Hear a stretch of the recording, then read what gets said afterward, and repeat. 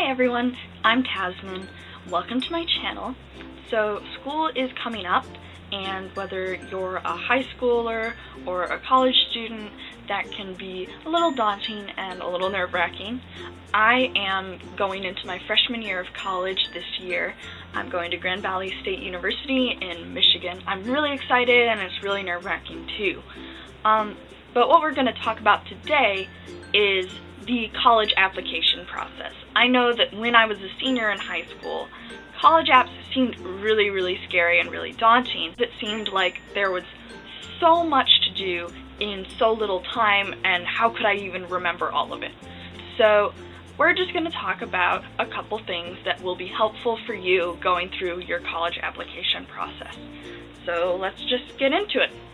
So we're going to kind of separate the video into two sections. We're going to do the actual application process and then the decision-making processes, because those are kind of the two big sections that everything goes into.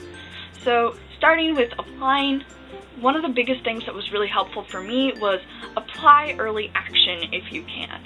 Early action, if you don't know, is a way that you can apply to a college by November 1st and hear back in December, rather than just applying January 1st and then hearing all the way in like May, which is kind of a long time to wait when you think about it. So what I did, I applied to 4 out of the 5 schools I applied to early action, so that I would know whether I got into them in December and I would have more time to decide. Plus, what's really helpful is usually senior year you have a lot of work going on. I know I did. So if you just have the college process out of the way early, you don't have to worry about it quite as much. I saw a lot of kids stressing out in the spring when they were still trying to get applications in and stuff. I didn't want to be that kid. So if you can apply early action, please do. It will save you so much stress in the future. One of the big things I did after I decided which colleges I was going to apply to was I made a to-do list for each college. You could do this a lot of ways. You could do it on paper, you could do it in your planner, you could do it on a calendar. I used Google Keep for my to-do list. I just find it's really helpful and a really easy way to keep notes.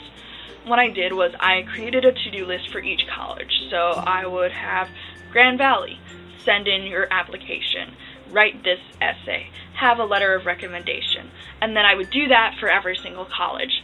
This was great because then I could, like, my type A part of my brain would be satisfied knowing that I had everything under control, that I knew each thing that I needed to have and knew what I had sent in and what I hadn't, because it can get a little hairy with all the different applications you're doing and all the different essays you're writing.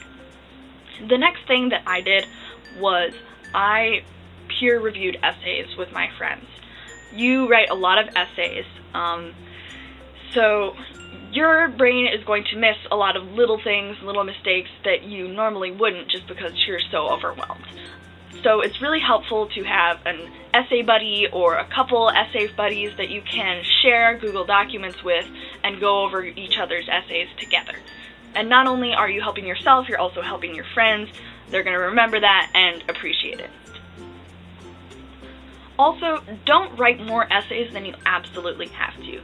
I think I wrote maybe 3 or 4 essays during my college application process, and that was a lot. That was a lot of work. If you can revise an essay in order to make it work for a different prompt, do that. Save your time as much as possible. You have so much stuff to do for the college application process. Don't get bogged down writing completely new essays for everything, unless you have to. I mean, do what you have to do. Sometimes you're going to have to ask teachers for letters of recommendation. If you're going to do that, make sure to give them at least a month in advance. That way they have time to kind of decide if they want to do it, and then they have time to actually write it and make sure it's good. If you give a teacher a week's notice, first of all, they might not do it for you. Second of all, if they do it, it's not going to be at the same quality as if they had a couple weeks to work through it. Lastly, when it comes to applying, really think about where you want to apply. I applied to 4 or 5 different schools, and that was a lot of work. It was really stressful getting all of those in.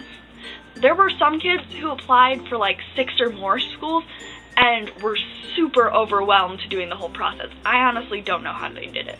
So at most, if you think you can handle it, I would say apply to 6 schools, maybe 7 if you are like super organized, really on top of things. But know what you want going into it and really narrow down those schools to the ones that you think would best benefit you, because you don't want to get overwhelmed at this time.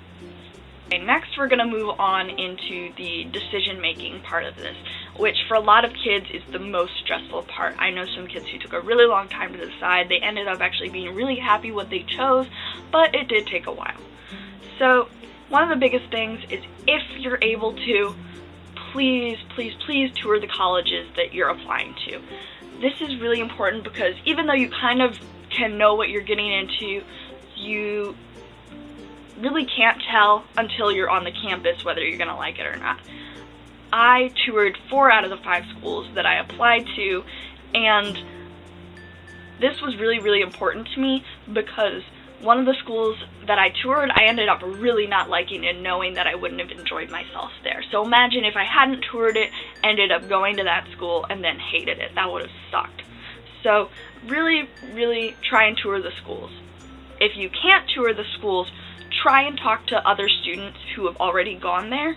Kids will give you a really, really honest opinion of whether they like the school or not. And that's really, really helpful. And that is very, very helpful. Also, try and make a pros and cons list of each school that you're thinking of going to. Usually, I think you can probably narrow it down to 2 schools, and then you can just have one side for pros and cons for them, one side for pros and cons for the other, and line them up. Pros could be things like, oh, I really think the campus is nice. There are small class sizes. There's good diversity at this school. Cons could be things like, oh, I don't like the environment, be it rural or urban. I don't feel like I vibe with the kids that are there, or they might not have something that, like study abroad, that really matters to me. So, and then weigh which of those pros are most important, which of those cons are most important, and decide that way. I found that was really, really helpful for me. Also, be sure to weigh the cost versus the reward. So, school these days is incredibly expensive, way too expensive than it should be. And you really need to think about it. You don't want to be graduating with a bunch of debt after going to a college that you didn't really enjoy. So, at times, it may be better to go to the college that doesn't cost quite as much, but you know you like. Even though it may not be your dream college that you've always wanted to go to. It's sad that we have to kind of decide that way, but it can be really, really important in the future. Okay, so that's it. If you guys have any other college questions, high school questions, I am happy to answer them. I love talking about school and education. It's really important to me. Also, if you want more education type videos, like this video and I would be happy to do those. Thanks for watching. I'll see you a couple weeks from now. Bye.